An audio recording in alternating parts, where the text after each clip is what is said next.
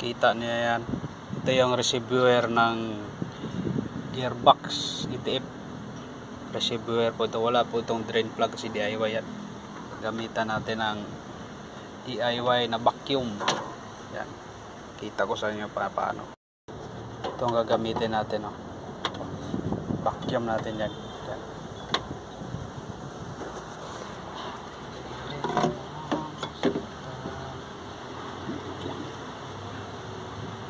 Ayan, aangat na.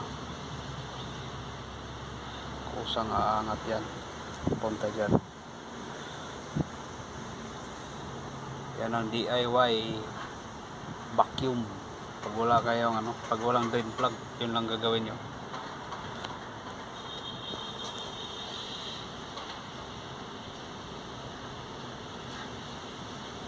Wala nang laman.